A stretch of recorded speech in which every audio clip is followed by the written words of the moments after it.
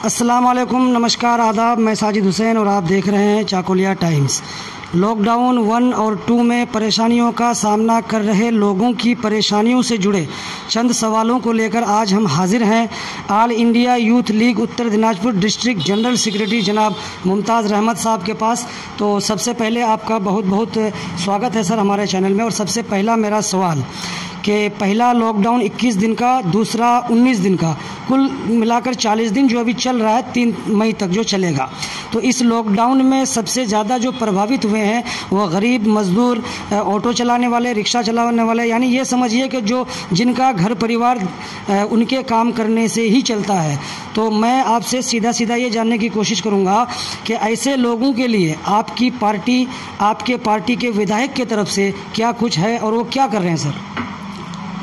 देखिए, सबसे पहले तो ये जानना ज़रूरी है और इस बात का ख्याल रखना भी ज़रूरी है कि हमारे जो चाकुलिया के विधायक हैं वो ओपोजिशन पार्टी से बिलोंग करते हैं और उनके पास रिलीफ बोल के या इस तरह से हालात से लड़ने के लिए कोई स्पेशल फंड नहीं होता है। इसके बावजूद भी मैं कहना चाहूँगा कि ये गर्व की बात है चाकुलिया के लोगों के लिए और हमारे लिए कि हम लोगों ने एक ऐसा विधायक चुनकर पश्चिम बंगाल राज्य असेंबली में भेजा है जो अपने बलबूते पर, सरकार की मदद से नहीं, अपनी जाति तौर पर पश्चिम बंगाल के मुर्शिदाबाद से लेकर पूरे मुल्क में अलग अलग शहरों में हमारे विधानसभा क्षेत्र से जो किसान मजदूर भाई लोग फंसे हुए हैं उनको जाति तौर पर मदद पहुंचाने का काम कर रहे हैं, जिनमें से गुजरात के अहमदाबाद में तकरीबन 400 लोग फंसे हुए हैं, कुछ लोग नोएडा में हैं, कुछ लोग अलीगढ़ में हैं, इस तरह से कुछ लोग केरला में हैं। इस तरह से दीगर स्टेट में हमारे यहाँ के मजदूर फंसे हुए हैं। इन लोगों की मदद हमारे यहाँ के विधायक अपनी जाति तौर पर कर रहे हैं। जी, अभी कुछ दिन पहले अहमदाबाद से एक वीडियो आया था फेसबुक के माध्यम से, जो लोग ये बता रहे थे कि हमने चाकुलिया विधायक जनाब अली इमरान रमज़ साहब से बात की, उन्होंने हमारे यहाँ खाने पीने की व्यवस्था कर दी है, लेकिन हम लोग किसी तरह से घर जाना चाहते हैं। और विधायक जी से उन्होंने अपील की, राज्य सरकार से उन्होंने अपील की कि हम लोगों को किसी तरह यहाँ से घर जाना है, क्योंकि घर में उन लोगों की हालत ऐसी नहीं है कि उनके बिना उनके घर में उनके परिवार को जो है दिन गुजारना इतना आसान हो जाए। तो ऐसे लोगों के लिए क्या कदम है सर आप लोगों का? देखिए, मैंने पहले ही कहा कि हम लोगों का जो विधायक है वो ऑपोजिशन पार्टी में है और वो लगातार अपनी लड़ाई को जारी रखे हुए हैं। चाकुलिया की सबसे बड़ी उम्मीद है सर विधायक जी। सही बात है, इसलिए अब तक आप लोग जो भी वीडियो देख रहे हैं, कुछ वीडियो को मैंने भी अपने फेसबुक पेज पे, अपने फेसबुक अकाउंट में अपलोड किया हुआ है। ये जानकारी जो मैं आप लोगों के सामने शेयर कर रहा हूँ, ये जानकारी मुझे विधायक ने नहीं दी। विधायक जी ने जहाँ जहाँ पे भी लोगों की मदद की है, लोगों ने वहाँ से वीडियो बनाकर हम लोगों तक पहुँचाने की कोशिश की है। उन लोगों ने खुद ये तस्लीम किया है कि हम लोगों तक जो है खाने पीने तक का इंतज़ाम हमारे विधायक जी कर रहे हैं। अब वो लोग गुहार लगा रहे हैं, अपील कर रहे हैं कि राज्य सरकार, पश्चिम बंगाल की जो सरकार है, वो लोग उन लोगों को घर लाने का इंतज़ाम करे। इस विषय में आप लोगों ने पहले भी देखा होगा कि कई बार पेपर मीडिया में भी आया कि हमारे विधायक जी लगातार सरकार के सामने ये सवाल खड़ा कर रहे हैं कि बाहर जो लोग फंसे हुए हैं उन लोगों को खाने का इंतज़ाम किया जाए, उन लोगों को जल्द से जल्द लाने का इंतज़ाम किया जाए। और एक सवाल मैं आपसे करना चाहूँगा कि अभी 2-3 दिन पहले की बात है, प्रचेष्टा स्कीम के नाम से एक फॉर्म भरा जा रहा था, जिसके तहत ये बताया जा रहा था कि 1,000 रुपये राज्य सरकार उन लोगों को देगी जो अपने घरों में लॉकडाउन की वजह से परेशानी में फंसे हुए हैं। ऐसे लोगों को 1,000 रुपये दी जाएगी। उसी बीच चाकुलिया के MLA जनाब अली इमरान रमज़ साहब का एक वीडियो फेसबुक में आता है और वो ये कहते हैं कि जो प्रचेष्टा फॉर्म जारी हुआ है उसके बारे में मैंने ऑनरेबल BDO साहब से बात की, इस्लामपुर सब डिवीज़न के SDO साहब से बात की। इन लोगों को इसके बारे में कुछ पता नहीं है, लेकिन वो फॉर्म जो है भरा जा रहा था। तो इसी विषय पे मैंने बात की चाकुलिया तृणमूल यूथ प्रेसिडेंट अनवर आलम से। तो उन्होंने हमसे बात करते हुए ये कहा कि ये प्रचेष्टा स्कीम के तहत लोगों को पैसे मिलेगा ही मिलेगा, ये मेरा चैलेंज है। लेकिन विधायक जी ये कहते हैं कि इसके ज़रिए एनपीआर भी हो सकता है, ऐसा क्यों सर? देखिए, मैं ज़रूरी नहीं समझता कि हर व्यक्ति के सवाल का जवाब दूं, लेकिन मैं आपके चैनल के माध्यम से इतना ज़रूर कहना चाहूँगा कि कुछ टीएमसी के कार्यकर्ता हमारे यहाँ हैं जिन लोगों के जहन में सिर्फ कुछ बातें डाल दिया गया है। जिस तरह टेप रिकॉर्डर में आप कुछ बातें अगर डाल दें और उसको प्ले कर दे तो वो बजता रहता है, बिल्कुल उसी तरह से कुछ बातें इन लोगों के जहन में डाल दिया गया है और ये लोग जो है बस बजने का काम कर रहे हैं। जैसा कि मेरी जानकारी के मुताबिक गुज़श्ता 10 अप्रैल को परचेस्टा स्कीम का नोटिफिकेशन जारी हुआ।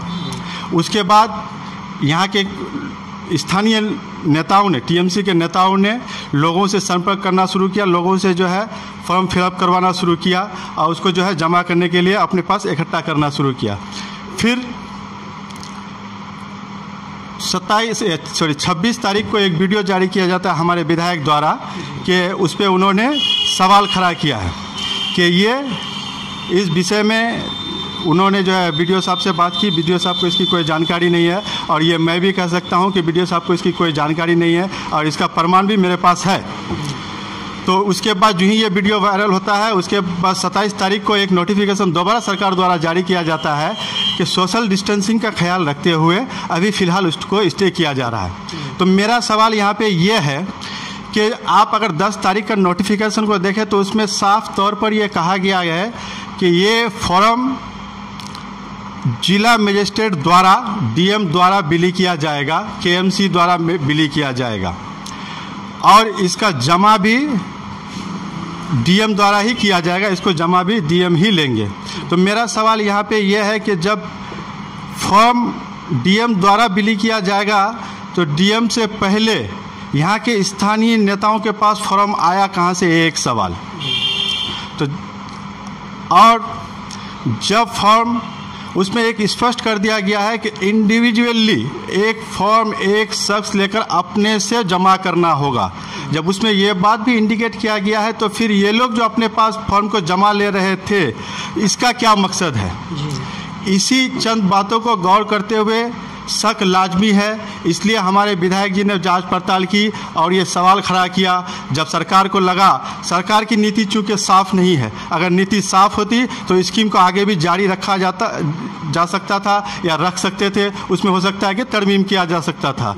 लेकिन जब उन लोगों को लगा कि हम लोगों की नीयत को पकड़ा जा रहा है, हम लोग कहीं ना कहीं फंस रहे हैं, तो वो लोग तो तुरंत ही स्टे ऑर्डर लागू कर दिया। और रही बात एनपीआर से जुड़ने का जो पास है, तो ये बात सरेआम है कि पश्चिम बंगाल में एनपीआर और एनआरसी के खिलाफ सबसे पहले अगर किसी ने आवाज़ उठाई थी तो वो हमारे चाकुलिया के विधायक अली इमरान जम्ब विक्टर साहब हैं। इस बात को खुद 6 नवंबर 2019 में असेंबली में education and parliamentary affair minister Partho Chatterjee ने ये तस्लीम किया कि ये सही है कि एनआरसी और एनपीआर के लिए सबसे पहले जो पश्चिम बंगाल में आवाज़ उठाया है वो हमारे यहाँ के विधायक हैं। तो इससे आप अंदाज़ा लगा सकते, और इसको लेकर उन्होंने अपनी लड़ाई को आगे भी जारी रखा। ऑल इंडिया लेवल पर हमारे कन्हैया कुमार, जिग्नेश मेवानी जैसे यूथ नेताओं के साथ मिलकर पूरे नेशनल लेवल पर इस लड़ाई को ले जाने की उन्होंने कोशिश की है। तो भले ही हम लोग कोरोना जैसे महामारी जैसे संकट से अभी स्थिति से गुजर रहे हैं, लेकिन कहीं ना कहीं हम लोग को ये भी ख्याल रखना है कि हम लोग एनपीआर और एनआरसी को अभी नहीं भूले हैं।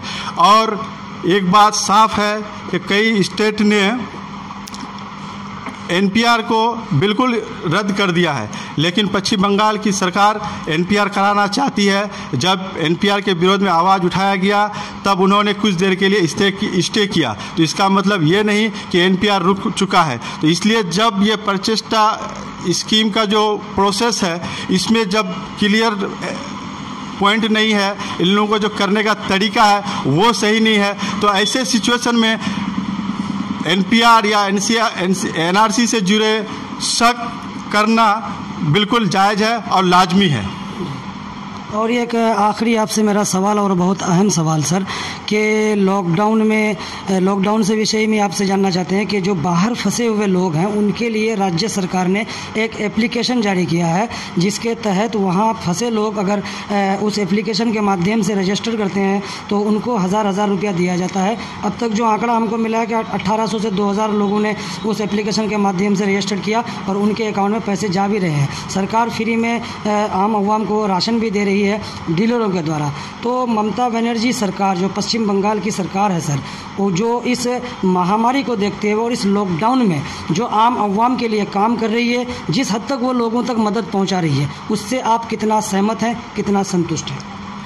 देखिए, सरकार की ये जिम्मेदारी बनती है और सरकार के पास एक दफ्तर भी है, रिलीफ दफ्तर बोल के, उसके पास रिलीफ फंड भी होता है। जब कभी भी सिचुएशन ख़राब होता है जिस किसी भी राज्य का, तो उसके वहाँ के मुख्यमंत्री का ये जिम्मेदारी है कि वो वहाँ के लोगों को कम से कम फ्री राशन का व्यवस्था करें। तो फ्री राशन का सरकार द्वारा अगर व्यवस्था किया जा रहा है तो हम उसका स्वागत कर रहे हैं, ये अच्छा कदम है। लेकिन साथ ही साथ मैं ये कहना चाह रहा हूँ कि उसमें जो कैटेगरी हिसाब से दिया गया है वो नहीं होना चाहिए, क्योंकि महामारी के दौर में भूख, गरीबी और अमीरी देखकर नहीं आती, भूख तो सबको लगती है। इसलिए उसमें आप देखिएगा कि कैटेगरी वाइज किया गया है।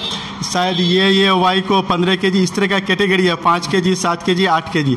तो मैं ये कहना चाहूँगा ये अच्छा कदम है, लेकिन मेरी तरफ से ये आपके चैनल से ये मांग है कि इसको जनरली सबको बराबर देना चाहिए और ज़्यादा से ज़्यादा मिकदार में देना चाहिए, पहली बात।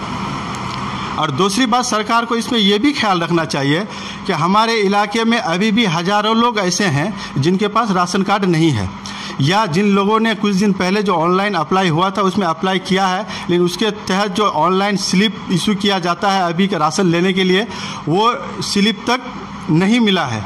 मिसाल के तौर पर मेरे ही गांव में एक रकीद आलम है जिनके परिवार में 5 आदमी हैं।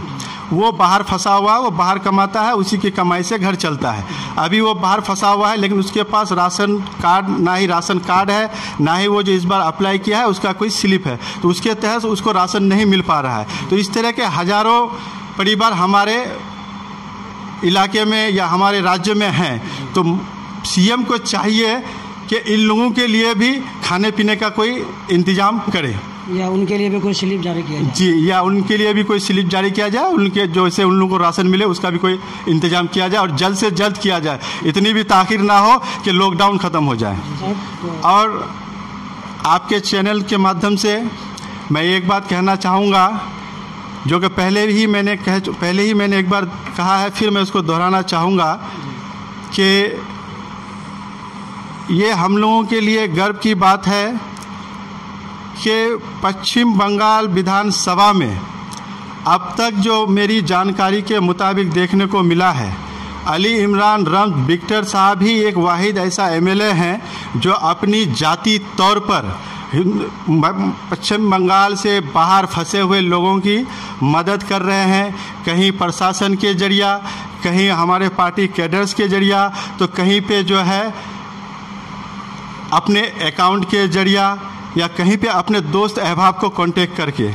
और इस तरह का वारदात आज तक मेरे नज़र में, हालांकि रूलिंग पार्टी में बड़े बड़े दिग्गज नेता, बड़े बड़े मिनिस्टर रहे हैं, उन लोगों ने भी ये काम नहीं कर पाया है। इसके लिए मैं आपके चैनल के माध्यम से, और ये जानकारी हमें एमएलए द्वारा नहीं मिली, ये जानकारी उन लोगों से मिली है जिन लोगों को मदद पहुंचाया गया है, उन लोगों ने वीडियो जारी करके हम लोगों तक जानकारी पहुंचाई है। इसके लिए मैं आपके चैनल से हमारे विधायक जी का शुक्रिया अदा करना चाहूँगा, और साथ ही उन लोगों की तरफ से भी मैं शुक्रिया अदा करना चाहूँगा जो लोग इससे लाभ उठा पाए हैं। और एक सवाल मैं खड़ा करना चाहूँगा कि वो जो स्नेहर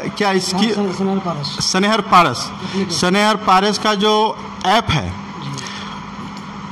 गवर्नमेंट द्वारा कहा गया है कि आप वहाँ से अप्लाई कीजिए, आप जो लोग बाहर फंसे हुए हैं उन लोगों को 1,000 रुपया उसके अकाउंट में दिया जाएगा।